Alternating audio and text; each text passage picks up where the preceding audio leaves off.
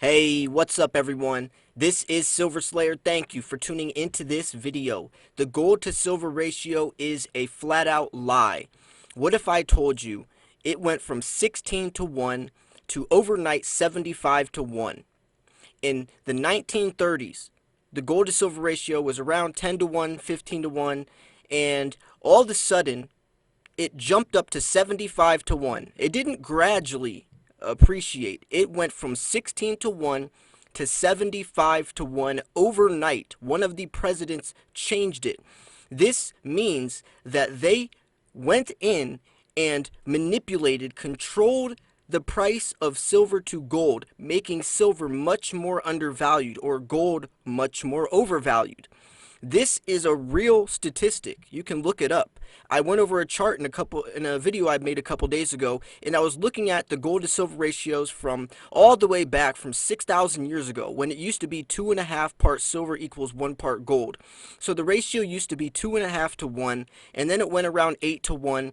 And in the early 30s, all the way into the 1900s, when our fiat currency was born, the gold to silver ratio was still around 16 to 1, but all of a sudden it went from 16 to 1 to 75 to 1, and it has not gone back down since then. The closest we've had was in 1980 when silver was $50. This is crazy.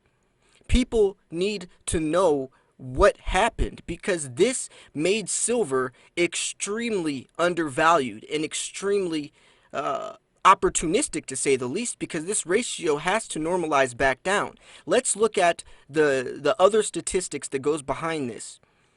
Gold comes out of the ground compared to silver. Every around 8 ounces of silver, we find 1 ounce of gold when we're mining it. But miners are digging a lot of more gold out of the ground right now. Silver's not as profitable, so they're abandoning silver mines. So actually that ratio is much smaller than 8 to 1. And not only that, a lot of gold is getting resurfaced, recycled in the community, in the economy, for the industrial uses.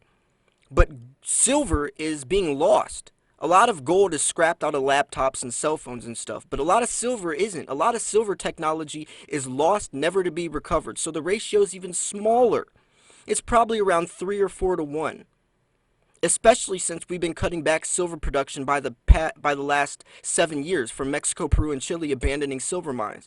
The only silver, the individual or private silver miners are corporations, smaller companies, and the only time they're really finding silver on a global scale is bypassing product, by accident basically. When they're digging out gold, lead, or zinc, they find some silver on the side, and yeah, we'll keep it. But besides that, they have no focus on silver whatsoever. Do you know how dangerous that is? It sounds dangerous, because what's going to happen when we need more silver? Especially, we're going into the industrial era. We're going into the technological era. We're advancing, and everything's digital. We're in the digital age.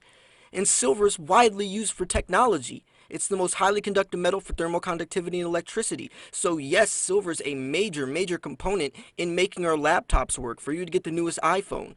Especially EVs, electric vehicles. We're going into the EV age, where in 15, 20 years from now, everybody's car is going to be electric.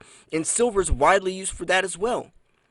So the demand for silver is going to be booming, but the supply is diminishing.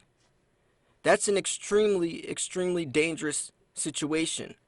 I want to know what makes gold so much more valuable than silver. I'm waiting.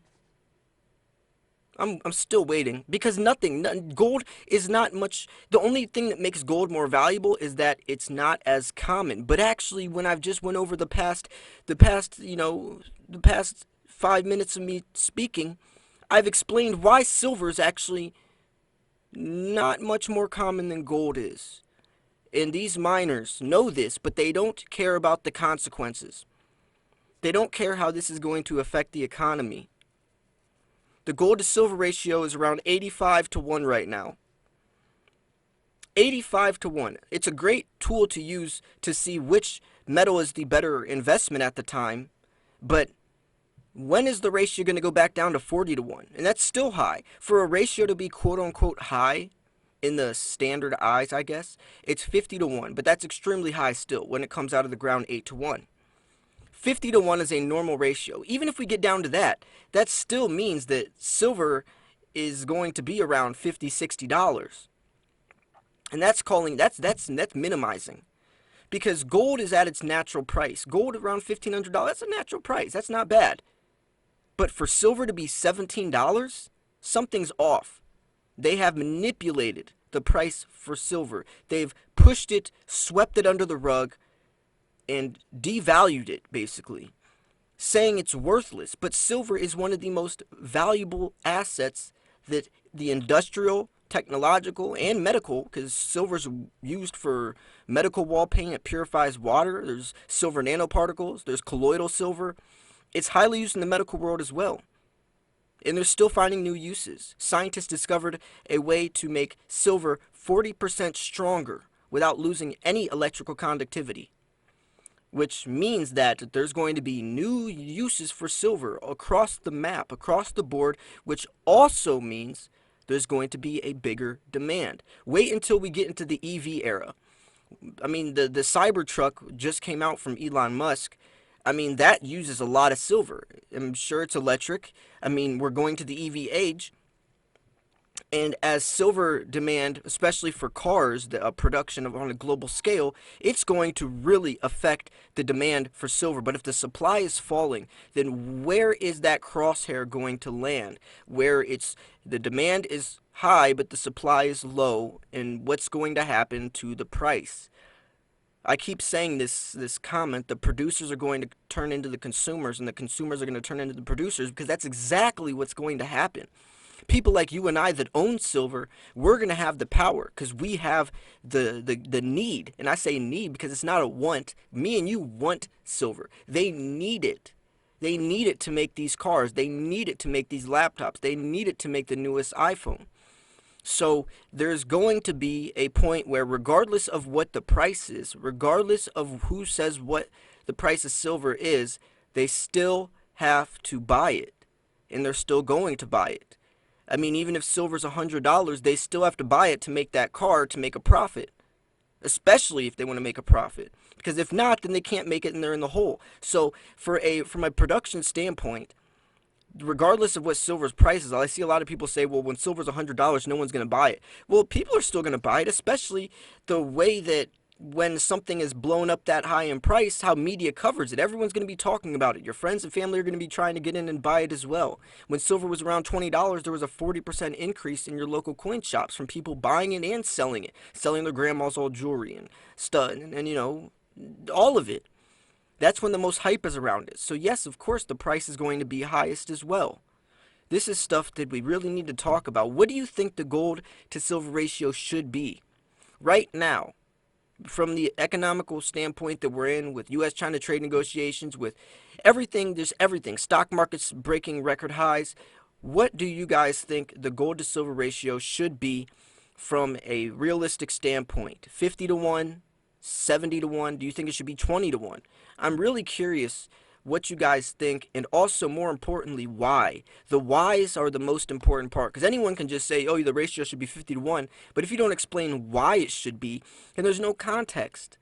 So I would love to hear your perspective, your opinion, your insight, your knowledge, your experience on the gold to silver ratio. And do you think it was a huge mistake?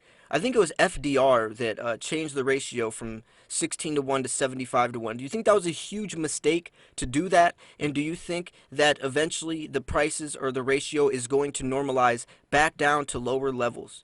I'm curious what you guys think. You guys heard my opinion. I would say I think the ratio should be around 40 to 1, being realistic. You know, obviously that's still minimizing it, but that's you know, have to be realistic. Any lower than that, it just isn't realistic in today's terms. But I do appreciate you guys for tuning into this video. If you did enjoy this video, make sure to smash that like button. Make sure you subscribe because I do post daily videos. Also, make sure you go subscribe or join my Patreon. I'm a Patreon now. You guys can sign up. You can get access to Patreon exclusive silver giveaways, my weekly newsletter. You can get personal investing 101 tips for your stacking strategy, I will respond to you. There's many more things as well. The link will be in the description.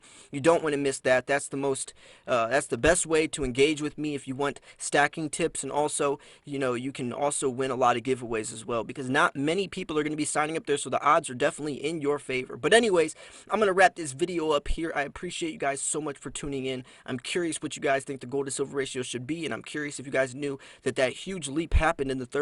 It's really interesting to talk about and discuss, and also just kind of break down, because man, that's a very, very large leap. Something happened, and they were definitely trying to manipulate the price. Anyways, thanks for tuning in. This was Silver Slayer. I will see you guys soon. Peace.